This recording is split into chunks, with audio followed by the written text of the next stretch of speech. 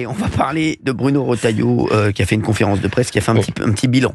Alors on est très heureux de recevoir Othmane Nasrou, vice-président Les Républicains de la région Île-de-France et directeur de la campagne de Bruno Retailleau. Merci d'être avec nous Othmane, merci beaucoup. Merci de votre invitation. Bon, vous regrettez pas le choix de Bruno Retailleau? C'est quelqu'un qui a toujours été fidèle à ce qu'il défend. On le voit aujourd'hui aux responsabilités, et les Français le découvrent. Moi je le connaissais d'avant et déjà, il était très cohérent, très constant, très fidèle à ce qu'il pensait être utile pour le pays. Et je pense qu'aujourd'hui, c'est un espoir pour nous à droite. C'est une chance qu'on a de l'avoir. C'était bien la conférence de presse, vous en êtes content?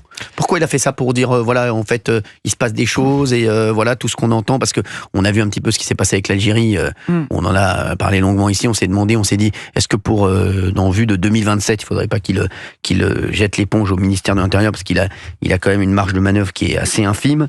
Est-ce que cette conférence de presse, c'était pourquoi? Pour dire, attention, il se passe des choses, on arrive quand même à faire bouger les choses ou quoi?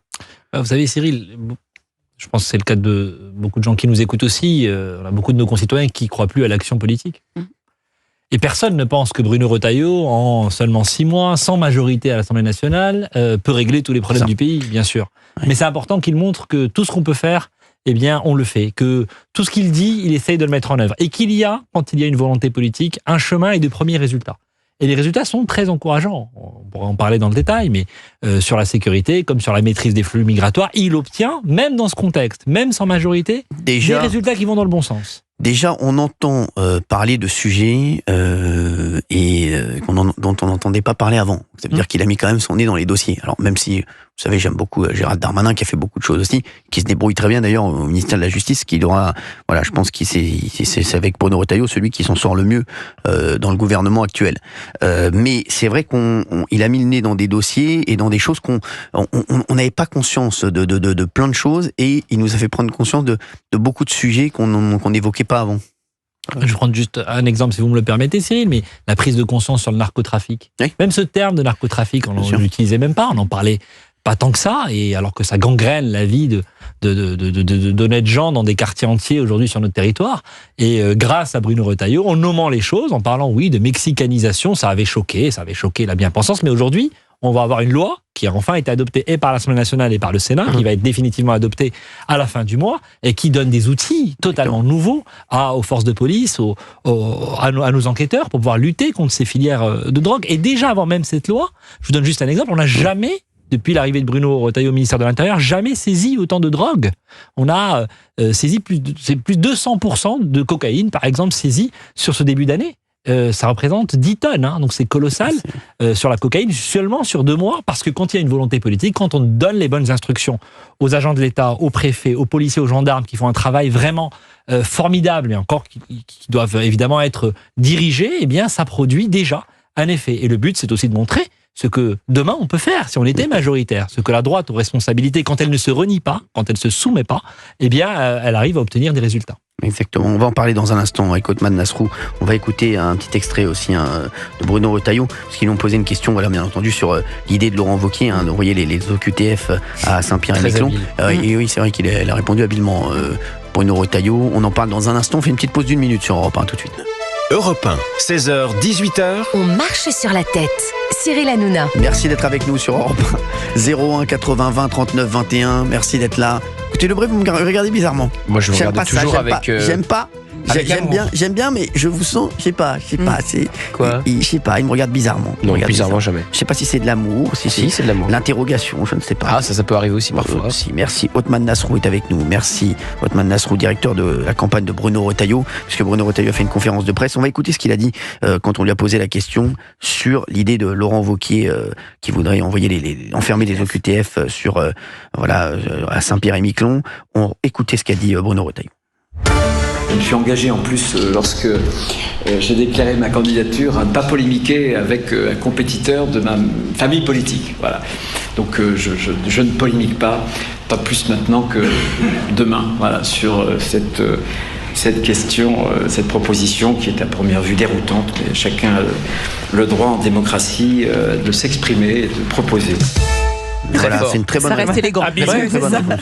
C'est un politique. Expliquer à nos auditeurs qui n'ont évidemment pas l'image par définition comment fait Bruno Retailleau, parce que c'est évidemment très habile. Il dit je ne veux pas polémiquer, je ne répondrai pas. Et puis après il regarde un peu ses fiches, ses notes et il dit, même si c'est vrai que ça paraît déroutant. Et ensuite donc Laurent Wauquiez a tweeté pour répondre à Bruno Retailleau, et je vois que certains médias titrent déjà la guerre est déclarée entre Wauquiez et Retailleau, puisqu'il a répondu: ce qui est déroutant, Bruno, c'est l'incapacité de la France, ministre après ministre, à régler le problème des OQTF et le fait d'accepter passivement que des criminels étrangers soient relâchés dans nos rues. Trouvons des solutions, travaillons ensemble là-dessus. Donc vous voyez que Laurent Wauquiez... et d'ailleurs, la question c'est, Othman Nasrou, est-ce que la guerre est déclarée alors? Oui.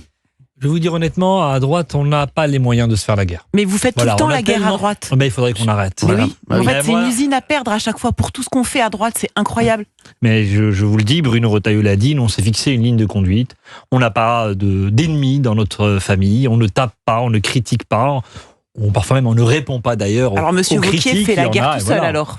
Pour faire la guerre, il faut être deux, et je pense très franchement qu'on a tellement souffert de ces divisions, de ces querelles, de ces guerres d'ego, qu'on ne peut pas se le permettre. Donc c'est une erreur de Laurent Wauquiez d'avoir répondu à la petite saillie de Bruno Retailleau sur le fait que ce soit déroutant.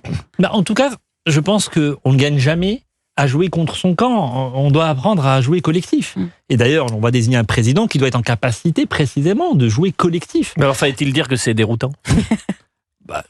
On peut quand même au moins reconnaître que c'est une proposition qui, en l'état, risque de ne pas produire d'effet, et beaucoup l'ont déjà commenté, beaucoup ont déjà dit, des gens qui connaissent très bien le sujet, pourquoi ça n'était pas une proposition qui était faite pour faire autre chose que faire le débat. Mais le débat, il est noble, on est dans une campagne interne, les gens font des propositions aussi. Voilà, moi je vous le dis très clairement, ce que je n'aime pas par contre, c'est qu'on dise qu'on n'a pas de résultat. Ça c'est grave, parce que c'est jouer contre la droite, et c'est faux. Je vous donne juste un exemple. Depuis que Bruno Retailleau est ministre de l'Intérieur, on a plus de 60 000 étrangers qui ont été interceptés à la frontière.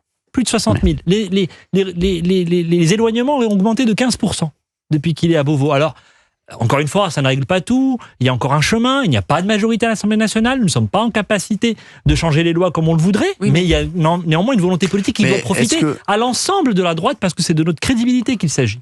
La droite a besoin de Bruno Retailleau et de Laurent Wauquiez, non ? Mais même pour la suite. Pour la suite, oui, mais en tout cas.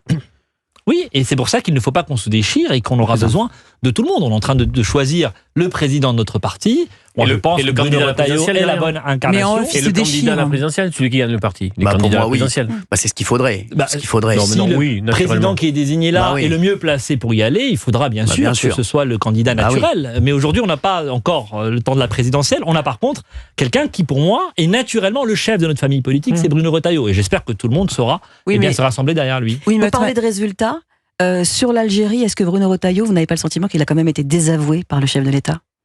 Moi, je pense que heureusement que Bruno Retailleau a tenu cette ligne de fermeté. Parce que les problèmes avec l'Algérie ne datent pas d'aujourd'hui.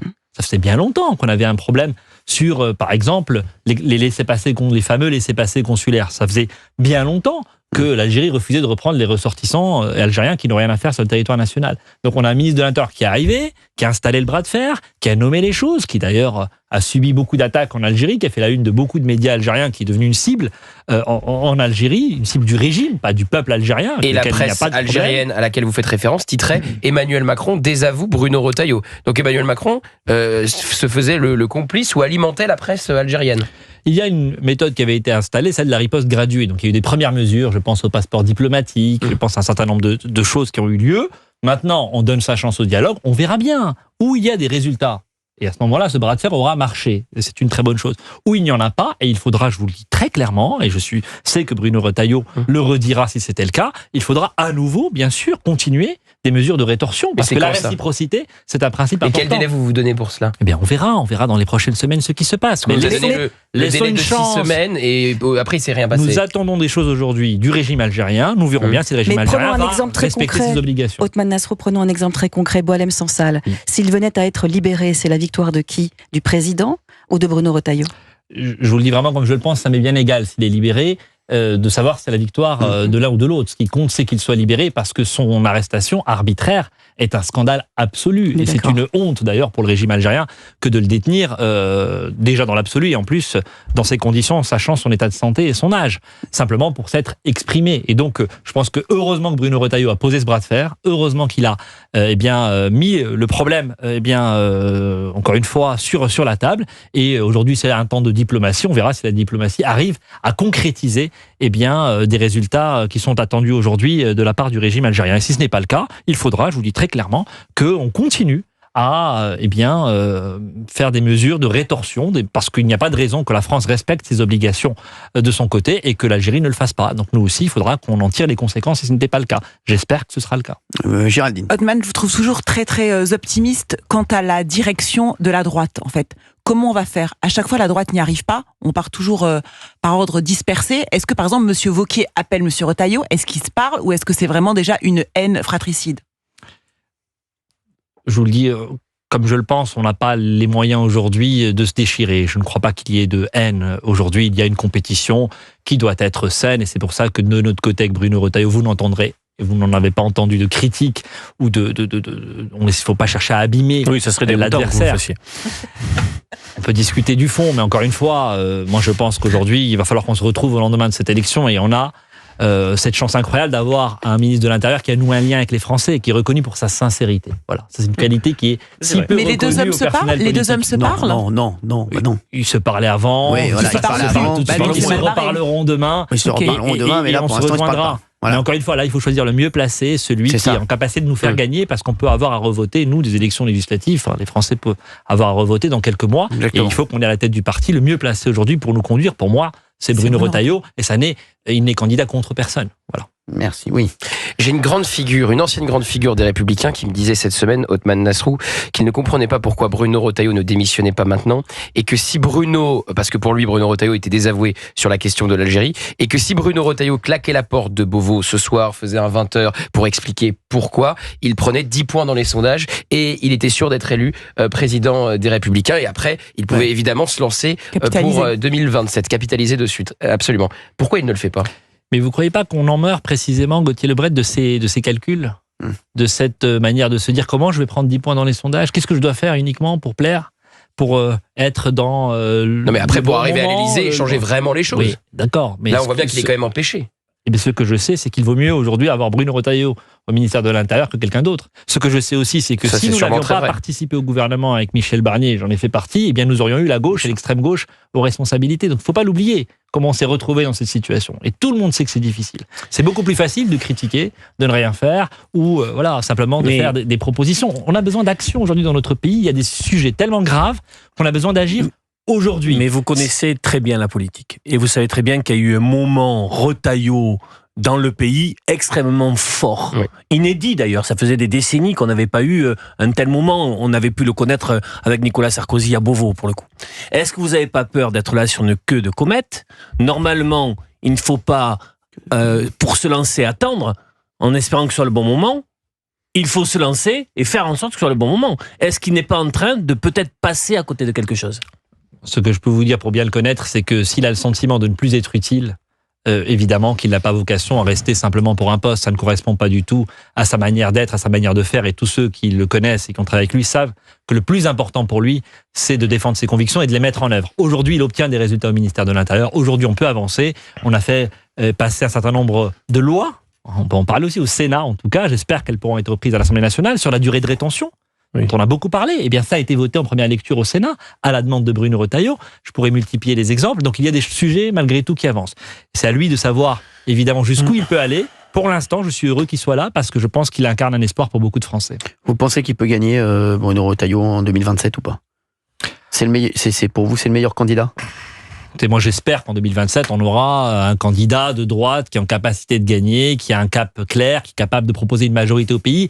Et je crois que ce qu'il a pour lui, c'est précisément d'être identifié sur des convictions claires. À un moment où tous les repères sont flous, au moment où on ne sait plus qui pense quoi, eh bien, on sait très bien que Bruno Retailleau, il dit la même chose aujourd'hui que ce qu'il disait hier, que ce qu'il dira demain. Et donc, moi, je pense qu'effectivement, il peut être un espoir. Ce sera à lui de le dire, on verra les circonstances. Aujourd'hui, on a besoin de reconstruire notre parti qui est mal en point. On a survécu à tant de moments difficiles, à tant de vents contraires. On a des militants qui sont restés fidèles alors qu'ils ont vécu des moments incroyablement difficiles. Eh bien, aujourd'hui, on leur doit de faire tourner ce parti comme il devrait pour préparer précisément les victoires de demain. Parce que si on pense à la présidentielle tout de suite et qu'on ne s'occupe pas de notre parti politique, de notre famille, eh bien, on ne regagnera jamais rien du tout. Donc, chaque chose en son temps. Et aujourd'hui, avec Bruno Retailleau, notre obsession, c'est de reconstruire ce parti. Merci Othmane Nasrou d'avoir été avec nous sur Europe 1. Merci à vous. Merci beaucoup.